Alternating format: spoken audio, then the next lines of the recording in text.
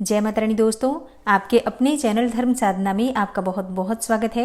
माँ भगवती दुर्गा की कृपा सदैव आप और आपके समस्त परिवार पर बनी रहे।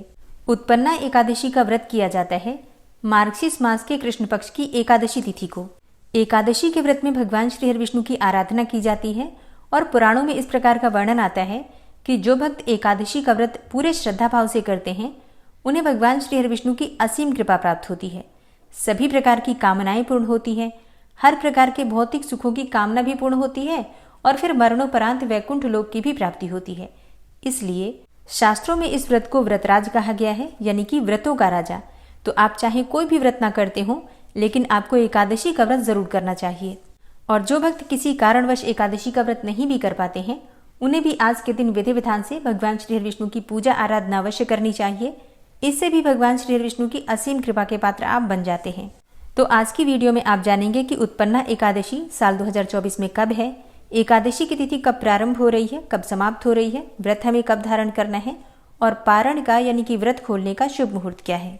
उत्पन्ना एकादशी के दिन किस प्रकार से भगवान श्री विष्णु की पूजा आराधना करनी चाहिए, कौन से मंत्रों का जप करना चाहिए, कौन सा उपाय करना चाहिए, कौन सी वस्तु भगवान को अर्पित करें जिससे कि मन वांछित कामनाएं पूर्ण हो जाएं, और जिस भी कामना से आप व्रत धारण करते हैं या फिर बिना व्रत किए भी आप पूजा आराधना कर रहे हैं, तो आपकी व्रत का, आपकी पूजा का संपूर्ण फल आपको प्राप्त हो, इसके लिए आज विशेष क्या करना चाहिए, संपूर्ण जानकारी आपको आज की वीडियो में शेयर करने वाली हूँ। तो बहुत महत्वपूर्ण है आज की वीडियो, पूरा ज़रूर देख लीजिए। अच्छी लगे वीडियो तो लाइक भी ज़रूर कीजिए, क्योंकि आपके लाइक्स, आपके कमेंट्स मेरे लिए बहुत महत्वपूर्ण होते हैं। ये एकमात्र जरिया हैं जिनसे मुझे पता चलता है कि आपको ये वीडियो अच्छी लगती हैं और आपके लिए ये वीडियो उपयोगी है। तो अगर वीडियो अच्छी लगे तो लाइक तो जरूर ही किया कीजिए। शास्त्रों में इस प्रकार का वर्णन आता है कि उत्पन्ना एकादशी का व्रत करने से अश्वमेध यज्ञ का फल प्राप्त हो जाता है। और जो भक्त इस व्रत को धारण करते हैं, एकादशी से एक दिन पहले दशमी तिथि के दिन से ही नियम प्रारंभ हो जाते हैं। मतलब संयम नियम का पालन करना होता है दशमी तिथि के दिन से ही। एक समय भोजन करना और रात्रि में बिना आहार के, बिना भोजन के रहना। दशमी तिथि की रात्रि में अन्न और नमक दोनों का ही त्याग किया जाता है। ब्रह्मचर्य का पालन करना चाहिए और अगर संभव हो तो भूमि पर शयन करना चाहिए। फिर एकादशी के दिन आप उठते हैं ब्रह्म मुहूर्त में और उठकर नित्य कर्मों से निवृत्त हो जाइए, स्नान कर लीजिए। अगर संभव हो तो आप किसी पवित्र नदी में स्नान कर सकते हैं, नहीं तो घर में भी गंगा जल मिश्रित जल से आप स्नान कर सकते हैं। इसके बाद भगवान सूर्यदेव को जल दीजिए। फिर घर के मंदिर में विधि विधान से भगवान श्री विष्णु की पूजा कीजिए और भगवान श्री विष्णु के सामने शुद्ध घी का दीपक जलाकर अपने व्रत का, अपनी पूजा का संकल्प ले लीजिए। इसके बाद भगवान श्री विष्णु का अभिषेक करना चाहिए पंचामृत से या फिर शुद्ध जल से, गंगा जल से। और फिर धूप, दीप, चंदन और पुष्पों से भगवान श्री विष्णु की विधि विधान से पूजा करने के बाद ओम नमो भगवते वासुदेवाय नमः, ओम नमो नारायणाय नमः, इस प्रकार से मंत्रों का जप करना चाहिए। उत्पन्ना एकादशी के दिन भगवान श्री विष्णु की कृपा की प्राप्ति के लिए भगवद गीता का पाठ जरूर करना चाहिए। इससे समस्त प्रकार के पापों से मुक्ति मिल जाती है और भगवान श्री विष्णु की असीम कृपा भी प्राप्त होती है। दिन भर आपको व्रत धारण करना होता है। शाम के समय फिर से विधि विधान से भगवान श्री विष्णु की पूजा कीजिए, मंत्रों का जप कीजिए।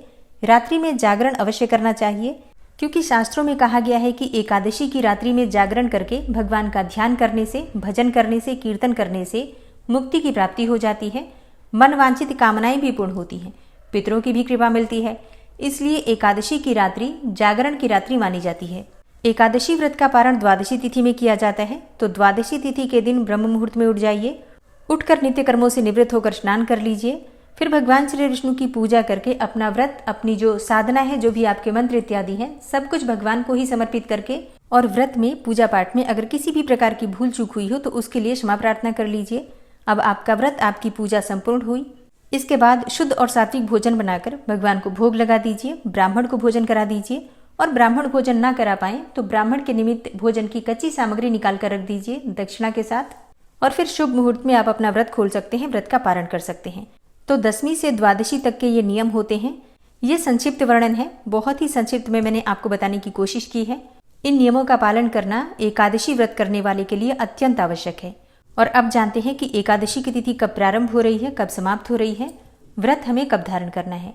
देखिए, मार्गशीर्ष मास की कृष्ण पक्ष की एकादशी तिथि का प्रारंभ हो रहा है 26 नवंबर 2024 को सुबह 1:02 पर और समाप्त हो रही है 27 नवंबर को सुबह 3:47 पर।